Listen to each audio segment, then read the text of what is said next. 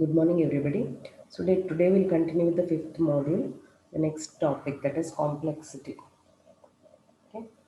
So usually when we say a problem is decidable, we have used this term a lot in this module. So if you say a problem is decidable,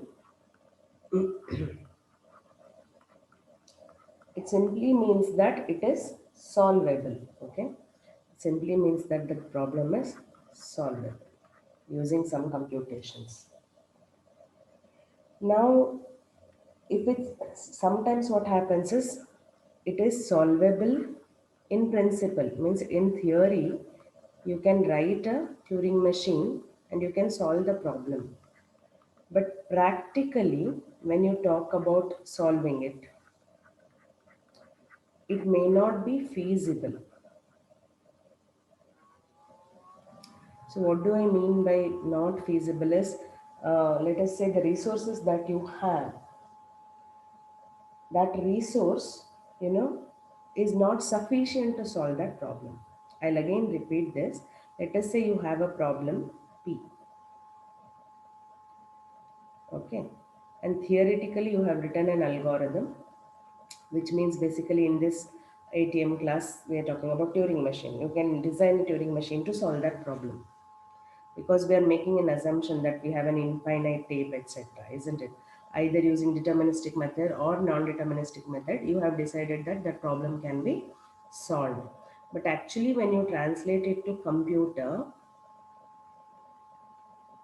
right, language, and you try to solve, no, we say that it may not be feasible because it takes too long to compute, or it might take enormous amount of memory. So we say that computation time, right, too long to compute is computation time, or the memory requirement or the storage requirement, right? If these are too much, then we may say that practically it is not easy to solve them.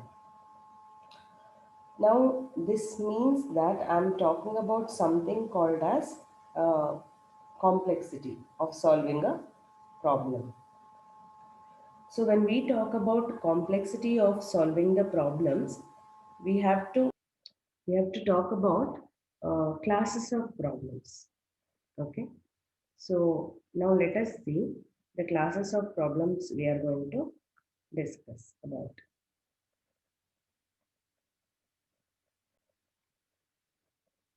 So we use terms like as P and NP and NP completeness.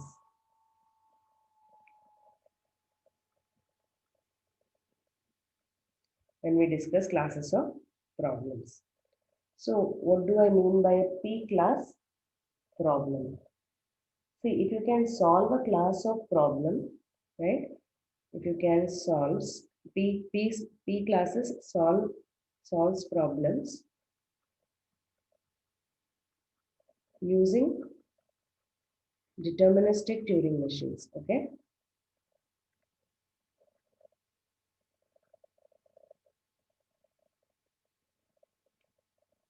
this is clear. So it will solve a problem using a deterministic algorithm, which means that it can solve a problem using the deterministic Turing machine. Which deterministic Turing machine means what? It always halts, right? In polynomial time. We'll discuss about what is polynomial time and other kinds of times. So I'll repeat again. If we are talking about P-class problems, you can solve this problem, solve some problem using a deterministic Turing machine, which indirectly means that it will halt, right? Either by accepting input or by rejecting the input, but it always halts, either by accepting or rejecting the input. The next category is NP. So this is a class of problems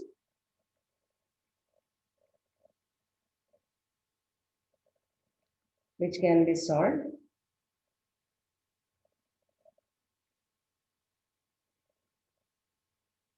using non-deterministic Turing machines.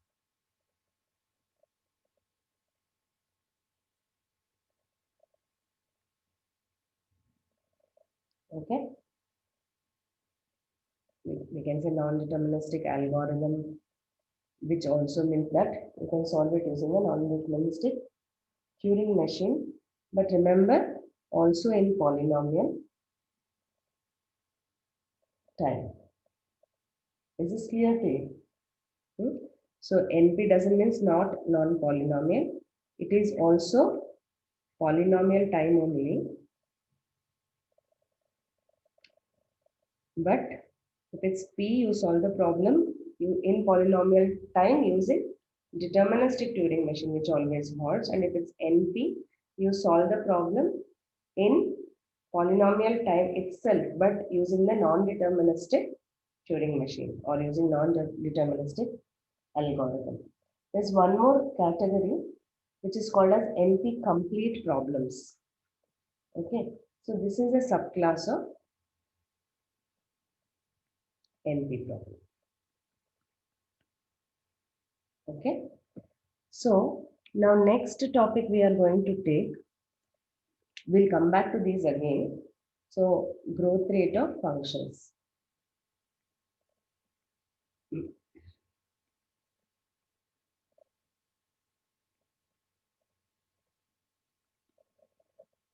So what do I mean by growth rate of functions? You have already studied data structures and I think algorithms. So in which you might have talked about time complexity and space complexity, etc. So that's what we'll call here as growth rate of functions. So let us say you have a function f of n, okay, and we can represent this f of n, let us say as c of g of n, for this to be true for some n which is greater than or equal to n0. Okay, so usually this is called as, we say that f is of the order of g. This is not an equation, this is just representing a relationship between g of n and f of n. I hope this is clear. Okay, so we say f is of the order of g, and here c is some positive integer. Now let's just see it more clearly. Let's solve one simple problem and then we'll see what are the different classes of order of functions or growth rate functions. Okay, so let's say you have a f of n and let us write it as 4n cube plus 5n square plus 7n plus 3. So what is the order of this? Okay, or what is the growth rate of this function f of n? I can directly say it is O n cube. That is, this is called as a big O notation. Okay, so it's in the order of n cube. So how can I prove it? So as we saw in the previous non-equation relationship, that is f of n is less than or equal to c of g of n for all n which is greater than or equal to n0 and for some positive constant c, isn't it? So keeping this in mind, I can say that f of n is of this order if I come with some c and some n naught which will satisfy this particular thing. So let us take c as 5. Okay, let's take n naught as 10. We can experiment with different values also. So initially, let's take this. So if I take this, and what is my f of n? F of n will be like 4n cube plus 5n square plus 7n plus 3, right? Which will be less than, right, or equal to, I have to do 5n cube by 5n cube. We have taken C as 5, and I'm trying to prove that it's of the order of n cube. Okay, I hope this is clear. So when you take this n as 10, let's take n as 10. So this will become 4 10 cube plus 5 10 square plus 7 into 10 plus 3. This has to be less than or equal to 5 into 10 cube. Okay, it's got to be less than or equal to this. So if we calculate this, the left side term, it comes at 573. And we can even say that it's definitely less than 10 cube, isn't it? 10 into 10 into 10. 10 tens are 100, 100 tens are, so it's a large number, isn't it? So because of this, I can say that f of n is definitely in the order of O of n cube. I hope this is clear for you. Okay. So now let's see some growth rate of polynomial functions or exponential functions. There are different classes of growth rate of functions. So for that, to see how they behave, we can take different n's. Let's say I can take n as 1, 5, 10, 50, like that. You can go on increasing. Okay. So let's say there is a function f of n, which is of the order square. Okay, that's n square. So what is n square? For 1 it will be 1, for 5 square it is 25, 10 square is going to be 100, and 50 square it's going to be 2500.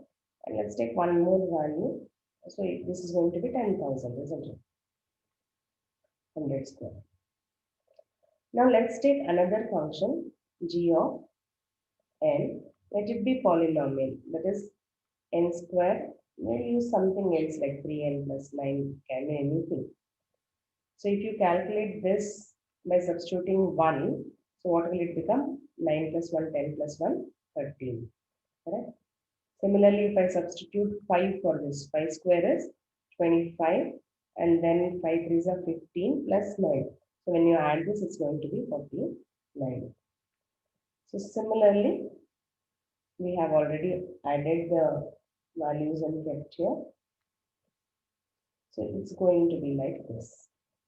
Okay. So this is also n square. This is also order of n square. We just saw that, isn't it? Usually, how we can calculate the order is by looking at the highest power. For example, if you have a function like n power 4 plus 3n square, something like that, then it's going to be the order of n cube. If you have a function like n cube and 3n square something, then it's going to be n. Here it will be n power 4, here it will be n cube. So if you have some function like this, then it's going to be of the order n square. Okay. So now let us take another function. G is already taken, so h of n, something like that. Right?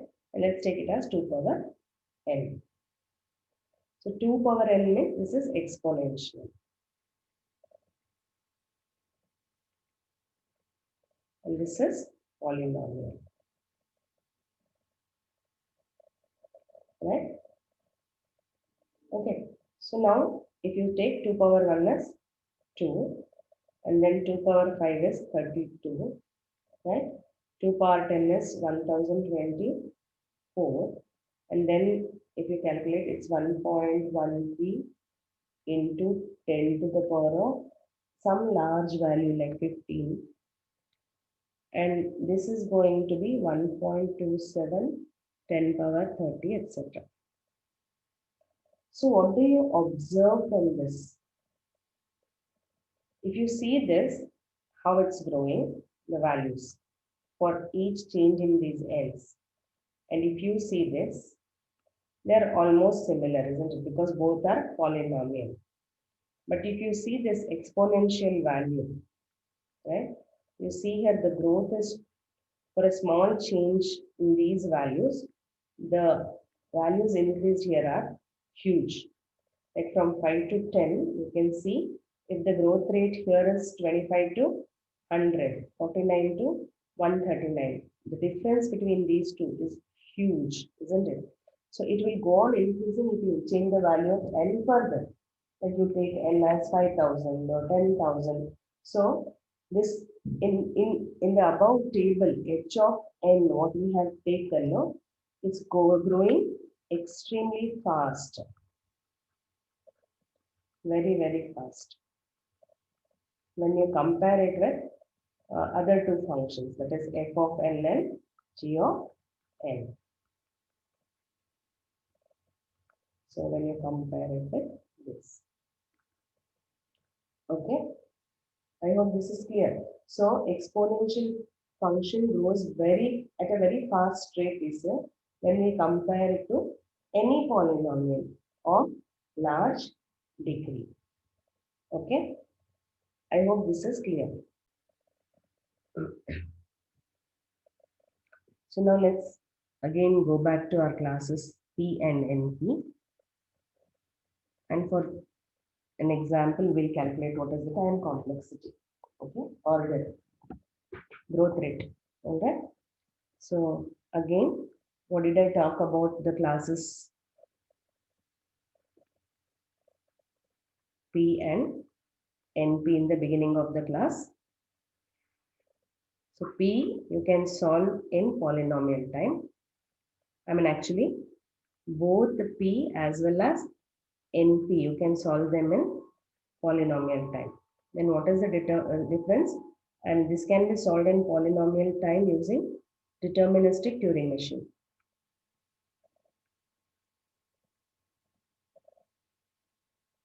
And this can be solved using non-deterministic Turing machine.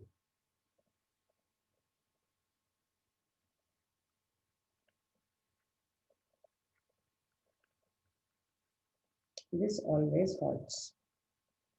Correct? This is the definition that we have taken. So formally, how can I define this? This you understood. So formally, how can I define this? So you can say any language. Okay, let's call it as L. Right? We can say it is in class P. If there exists some polynomial,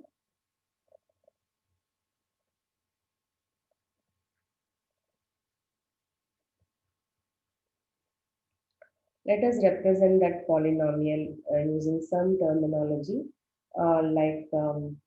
we can call it as T of n because it's represented in terms of n.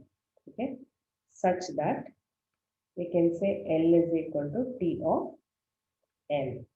I mean here T of m is a Turing machine n, right? So we can say L can be represented using T of n, where we have to tell what is T of n, where T of m, or let's say where m is deterministic Turing machine. Okay, where m is deterministic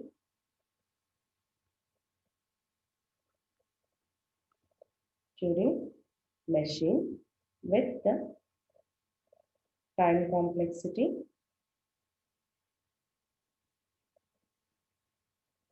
T of n. Okay, so let's say we have a problem and we have to construct the time complexity for that problem. So how do I actually solve it? So we have solved one question using Turing machine, that is 0 power n and 1 power n, isn't it? So how do I calculate what is the time complexity required for solving this particular problem? So how did we actually solve this problem? If you remember, the step one was, let's say you had a thing like this, isn't it? So let's say this is n is 4 here, isn't it? 4 ones and 4 zeros. So what did we do? We took one input here, we changed it into x, and then you make how many moves? 4 moves, right? 1, 2, 3, and 4. And you change this to y, correct? So here n is 4. So totally how many moves you took to replace x to y? You took n moves. Yes or no? You made n moves for what? Just replacement. And you have to do this how many times? This is one time. Again, you will have to do this, right? So again, n moves. So that is second time. Again, you will be doing the n moves third time, and you will be making the n moves fourth time. So how many times you have to do this? You have to do it n times, isn't it? So you can say that in the first step for replacement, right? So you can say step 1, it takes, right?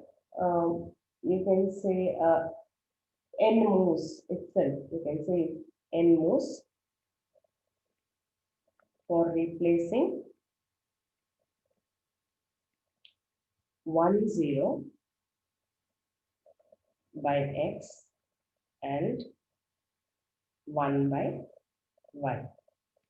And you can say that step 1 has to be repeated, right? It's a loop, repeated n times. So n into n means what? N square.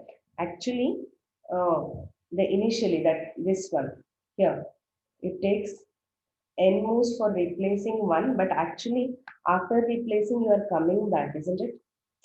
You replaced 0 by 1 by moving n times, and then you are also coming back n moves to come to the next one. So actually it takes 2n moves in total for this and n moves for this. So it's 2n into n, which is equal to 2n square, which means the time complexity is of the order of O n square. I'll repeat again how this was 2n. So for example, for this n moves, right? For replacing this by x, and then you make 1, 2, 3 n moves. And then you come back 3 again after making the change here. You come back 3. So that is n plus n for the next value, 2n. Okay? And like these movements, whatever number of zeros and ones are there, that many times you have to do this. So it's going to be O of n square. I hope this is clear how we calculate the time complexity. Let's take one more problem, Euclidean algorithm.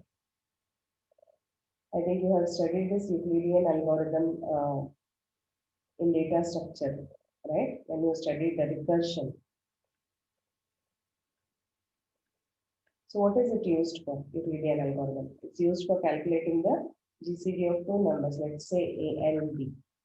But here in Turing machines, we are assuming that A and B both are in their binary representations.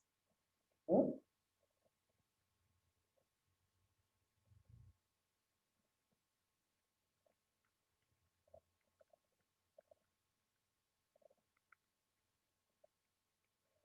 So what's the algorithm? First, you'll take the input A and B, correct? And second is, we are going to reduce this value of B each time until B is reached 0. We are going to do this. So let's write it as repeat until B is equal to 0. Okay. And what is the algorithm for Euclidean? So it's nothing but we'll do A is equal to A mod B. And after that, we'll exchange A and B.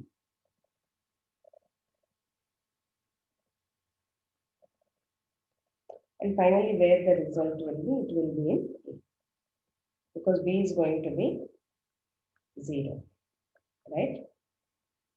For example, let's take a small number, okay? If I have to find the GCD of 4 and 16, correct? So let's take this as A and this as B. Of course, you have to do it in binary representation. For simplicity, I'm doing it like this. So until B is 0, I'm going to do. So what I'm going to do is B 0, 16 is not 0. So you'll say A is equal to A mod B. So 14 mod 16. Sorry, 4 mod 16. What is 4 mod 16? It is 4 itself, isn't it? Right? It's a remainder operation. Mod means A modulus B. So 4 is a smaller number, so it's going to be A. After that, here we exchange A and B. So now B will become 4 and A will become 16. Okay. Again, we come back. Now, what is the value of B? B is equal to 4 and 4 is still not 0, this condition. So I'll find A mod B, right? So 16 mod 4. So it's 0, isn't it? 4 4s are 16, so there is no remainder. So A becomes equal to 0. So when you replace now, that is exchange B and A. So B will become 0 and A will become 4. Correct?